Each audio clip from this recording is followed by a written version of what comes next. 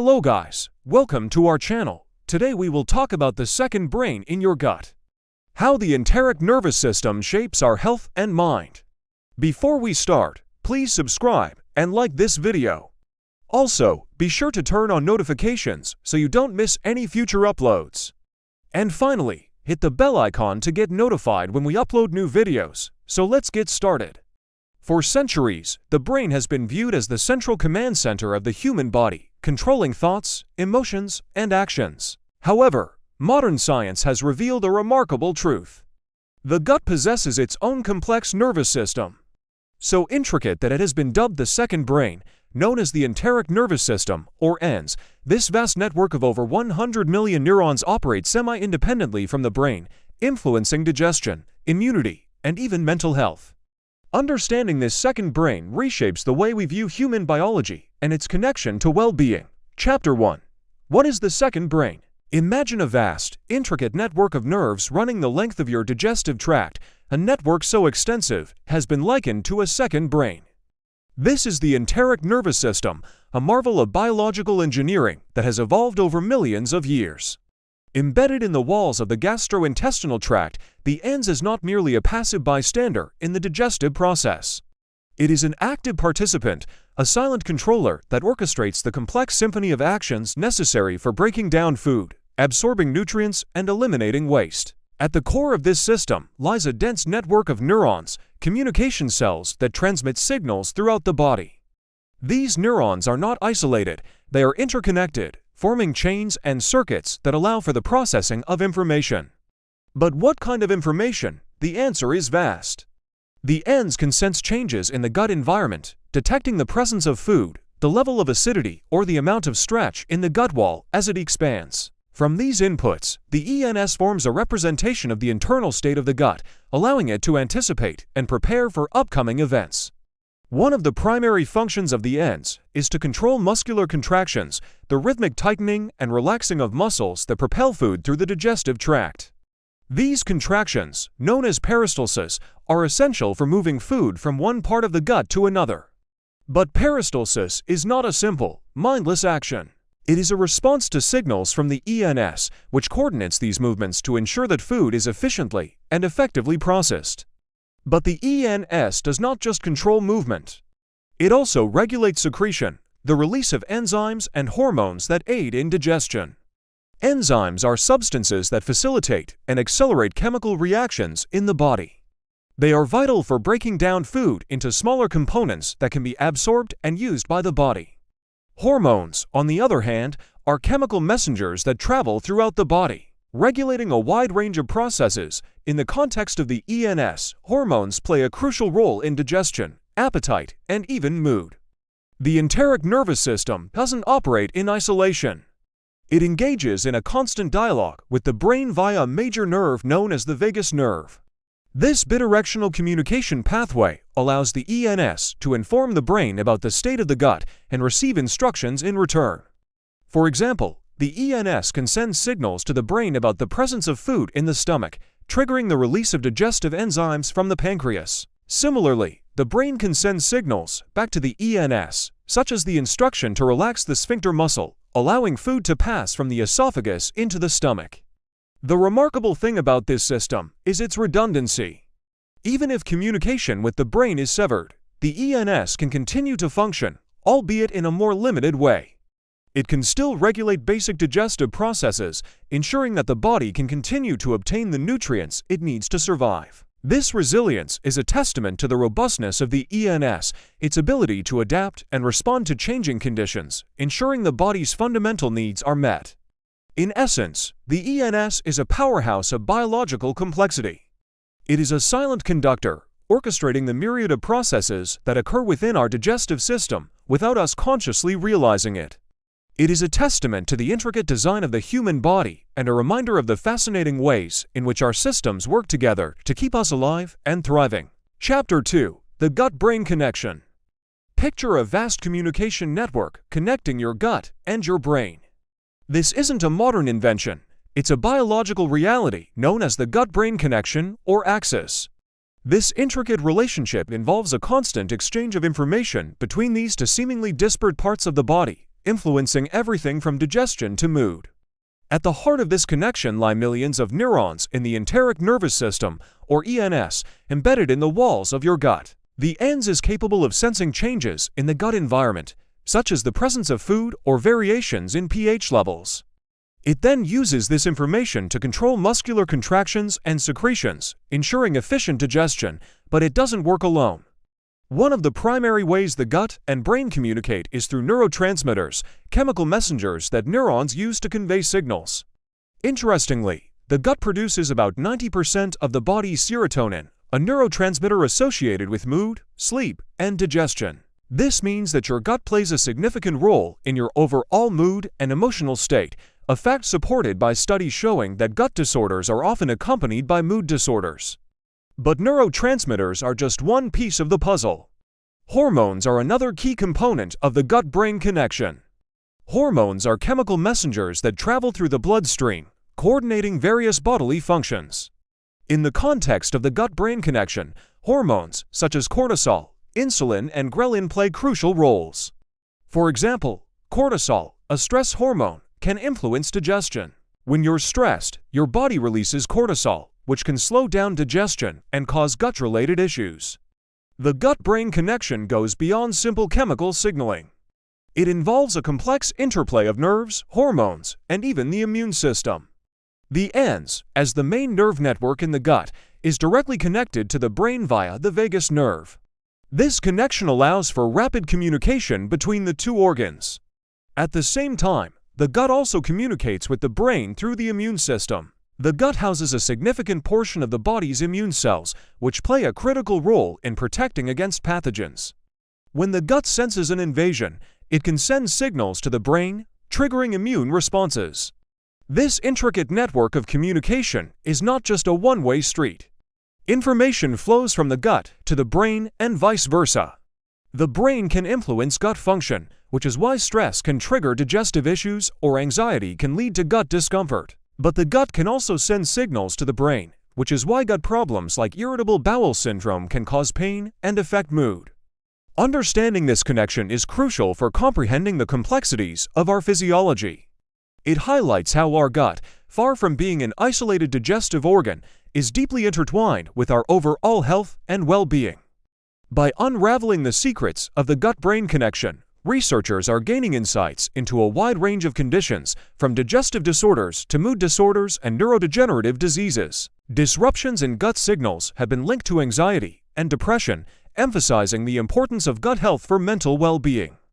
Research is also exploring the role of the gut-brain connection in neurodegenerative diseases like Parkinson's, suggesting potential new avenues for treatment and management.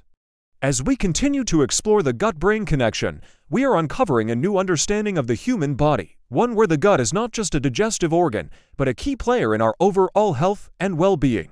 It is a reminder of the interconnectedness of our body systems and the importance of considering the gut when addressing health issues.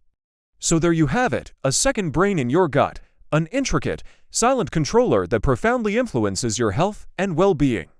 As we continue to explore the mysteries of the human body, the ENS and the gut-brain connection promise to be a rich area of discovery, offering insights into not just digestion, but also mood, behavior, and overall health. This is your gut. Now, if you're like me, you probably think of it as a tube for burping, farting, and occasionally bleeding. But it is actually a complex network of nerves and bacteria that influence everything from your mood to your memory. In this installment of Crash Course, we learn about the gut as second brain and how it affects our body from the inside out. The first time you ate something that disagreed with you, you probably blamed your stomach, and you're not alone. Even though we now know that food is digested in the mouth, that doesn't stop us from feeling queasy after a heavy meal or getting an upset stomach when we're nervous. That's because the process of turning over your breakfast involves more than just your stomach, it also involves your brain. The enteric nervous system, or ENS, is a huge network of neurons embedded in the walls of the digestive tract. It runs from the bottom of your esophagus to the tip of your tailbone, containing over 100 million neurons. That's almost as many as are in your spinal cord. The ENS uses neurotransmitters like serotonin, dopamine, and glutamate to communicate with the central nervous system, or CNS, made up of your brain and spinal cord. But the ENS can work independently of the CNS, telling your gut to do things like churn, squeeze, and secrete digestive enzymes without any input from your brain.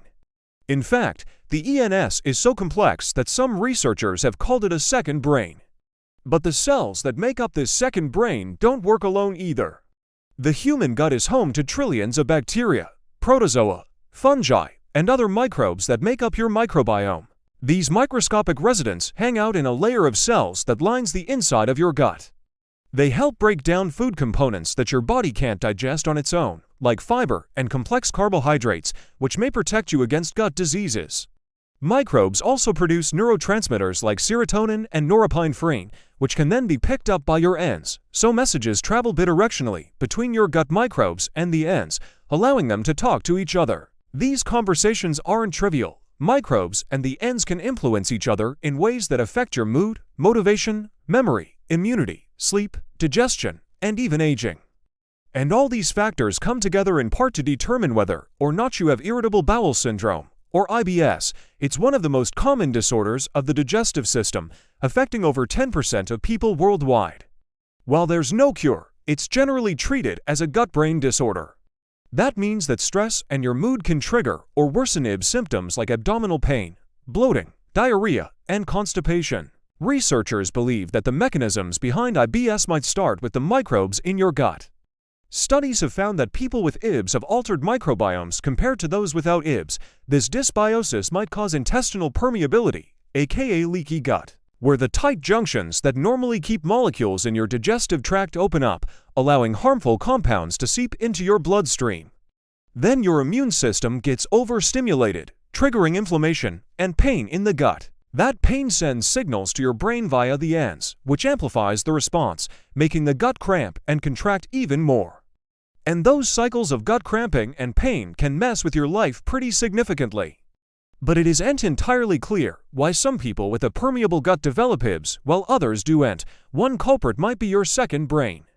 Some researchers think that dysbiosis alters the communication between the ENS and the brain, causing the brain to misinterpret signals from the ENS. For example, they found that mice with IBS sent more pain signals to their brains than healthy mice did, even when they were given the same painful stimulus. Similarly, human studies found that those with IBS had heightened pain sensitivity in their guts. What's more, some of these pain pathways are mediated by the neurotransmitter glutamate. We've seen that glutamate is important for normal digestion, but too much of it can cause excitotoxicity, damaging neurons. Increased levels of glutamate might contribute to the loss of neurons observed in patients with IBS. This might mean that fixing faulty communication between the ENS and the brain could help alleviate symptoms of IBS, but scientists will need to understand how dysbiosis affects the ENS and the brain before they can figure out how to intervene. While we're still trying to unravel the complexities of IBS, doctors have started to take the gut's effect on the brain seriously.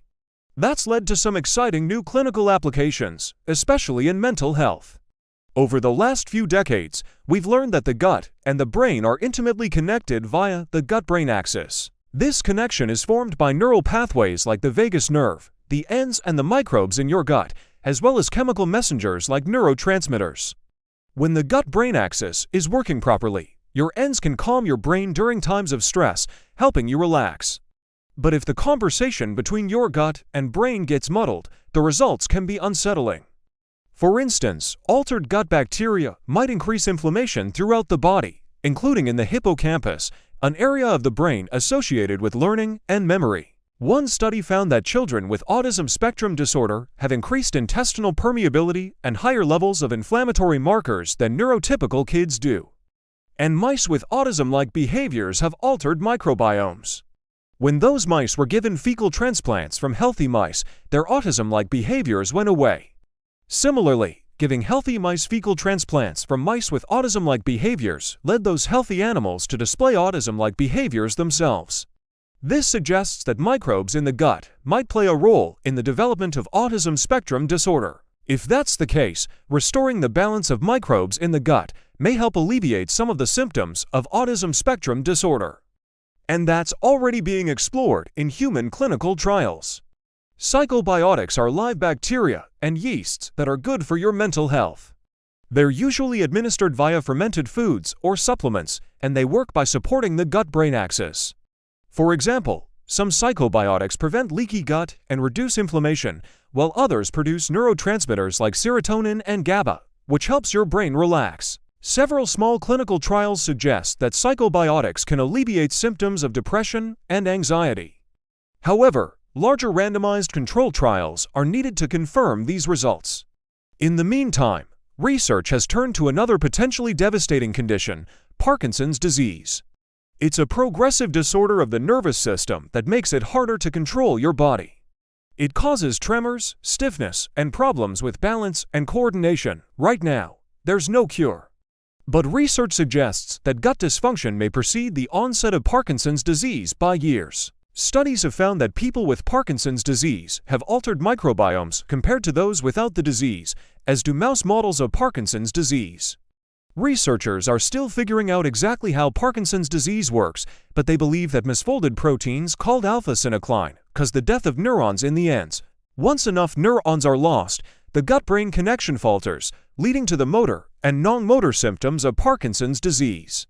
So if the ends is affected early on, maybe it can serve as a warning sign.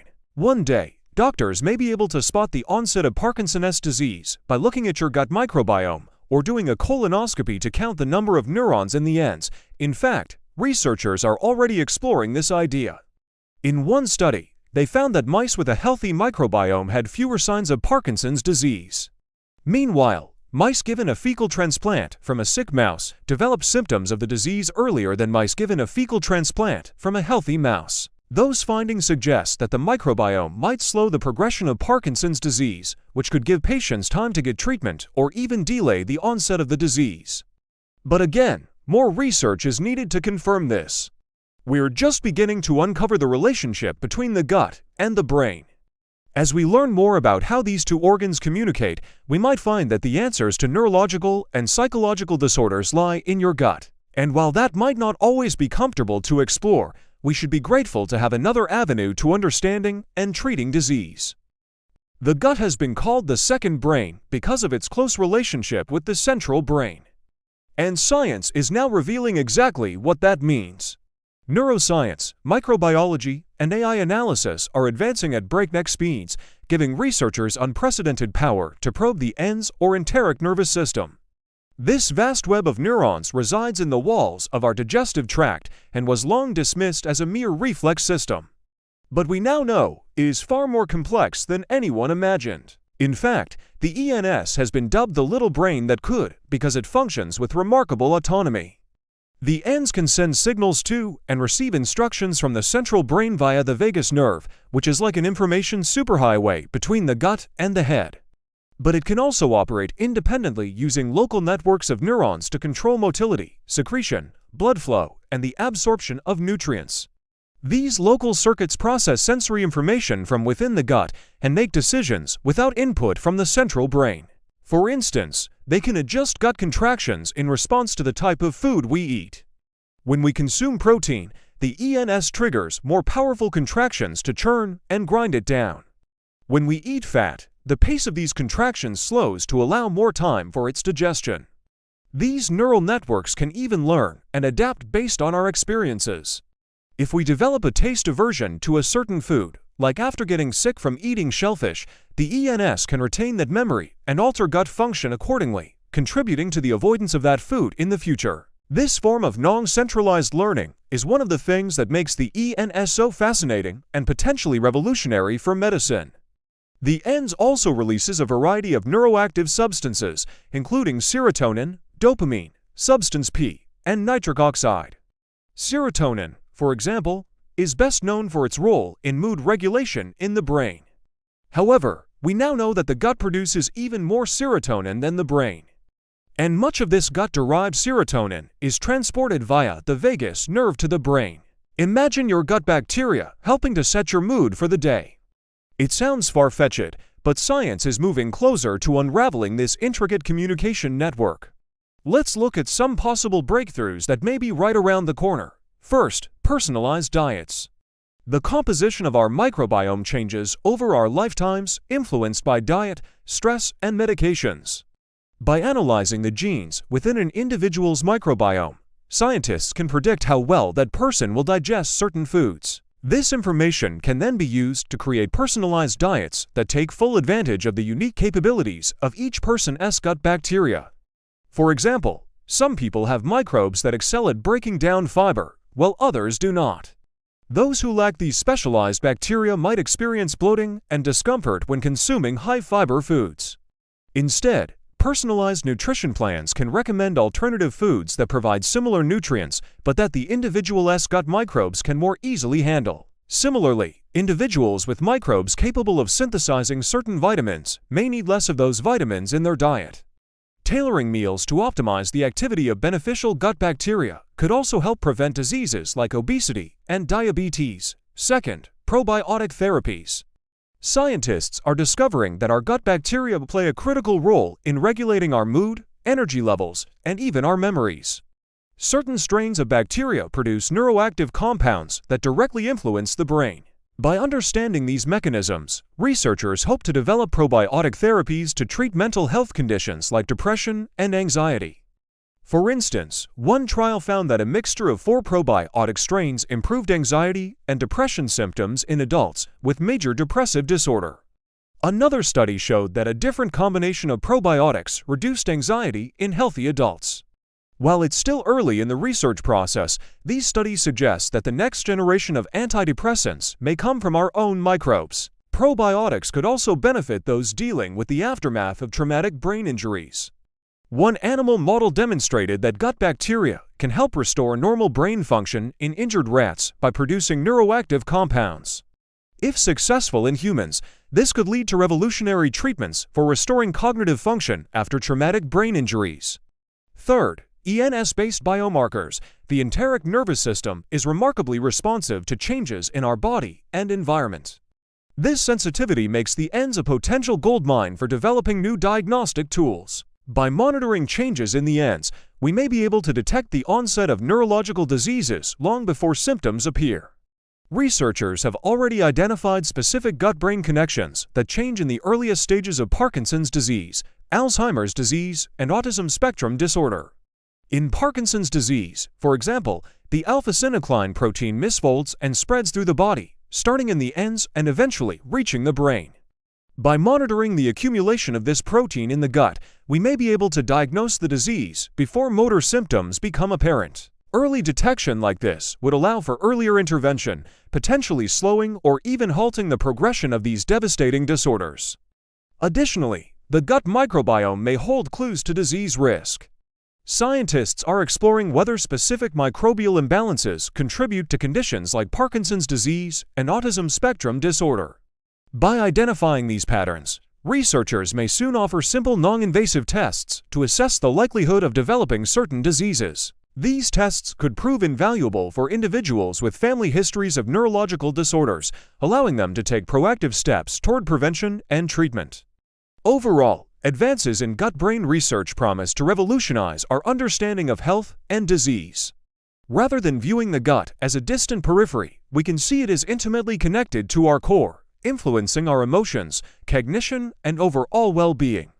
The ENS and its microbiome are partners in maintaining health, and they deserve our respect and attention. The gut is where mind and body truly meet, and by appreciating this meeting ground, we gain new tools to unlock the secrets of the human condition. As we wrap up this exploration of the gut, let's reflect on the incredible journey we've been on. We started with understanding that the gut, often overlooked, is a powerhouse of complexity housing trillions of bacteria that outnumber our own cells and containing a vast network of nerves, known as the ENS, which was long underestimated in its importance. Through this series, we've peeled back layers of mystery, revealing the intimate connection between our gut and our brains. We've seen how our gut bacteria influence our mood, energy levels, and even our memories, blurring the line between our gut and our minds. The groundbreaking research into the gut microbiome has shown us that these tiny organisms play a crucial role in our health, affecting everything from digestion to immunity to mental well-being. We've also delved into the inner workings of the ENS, uncovering its remarkable ability to function independently and communicate with the brain via the vagus nerve. We've explored how this intricate system controls essential functions and adapts based on our experiences. As we look to the future of gut-brain research, the possibilities seem endless. From personalized diets tailored to our unique microbiome to innovative probiotic therapies for mental health conditions and early detection of neurological diseases through gut-brain connections, the potential breakthroughs are within reach. We've witnessed the incredible pace of discovery and the dedication of scientists and researchers pushing the boundaries of knowledge. We've seen the transformative impact this research can have, not only on our understanding of disease, but also on the development of novel treatments and diagnostic tools. Now it's time to ask ourselves, how can we ensure that these incredible discoveries reach those who need them most? As we move forward, we must champion the work of brilliant minds and support initiatives that bridge the gap between research and application. We must advocate for policies that promote responsible innovation and for educational programs that foster the next generation of gut-brain researchers. Together, we can be the catalysts that turn groundbreaking research into real-world solutions. The journey into the hidden world of the gut has been a humbling experience. It has shown us that what we once thought we knew is just the tip of the iceberg. There is so much more to discover, so many more connections to explore, and so many more ways to understand the intricate workings of the human body. Let us carry this sense of wonder and curiosity with us as we continue to explore the mysteries of the universe. Just as the gut microbiome and the ends work together in harmony to keep us alive and thriving, so too must we collaborate, innovate, and explore with an open mind and a spirit of unity. The future of gut-brain research is bright, filled with potential that can change the course of medicine and revolutionize the way we approach health and disease. Let us embrace this future, not with fear or uncertainty, but with excitement and anticipation for all that is yet to come. And with that, our journey through the hidden world of the gut comes to an end. What began as a glimpse into the complexities of our digestive system has evolved into a profound exploration of the intricate connection between our gut and our very existence. It has been an adventure through a hidden world that shapes our health, influences our emotions, and defines our being. Along the way, we've uncovered the secrets held within the trillions of bacteria that call our gut home, recognizing their profound impact on our well-being. We've marveled at the intricate dance of the enteric nervous system, a vast network that orchestrates the symphony of functions essential to life. Now, as we emerge from this subterranean journey, we carry with us a newfound appreciation for the miracle that is the human body. We understand now that the gut is not merely a vessel for digestion, but a living, breathing entity that communicates with our minds, influences our emotions, and partners with us to sustain our existence. We've learned that health is not merely the absence of disease, but a tapestry woven with the threads of countless interconnected systems, each as vital as the last. But perhaps the most important lesson we've learned is that we are not alone in this journey. We are part of a grand community of trillions of bacteria, neurons, and cells that come together to form the extraordinary machine that is the human body.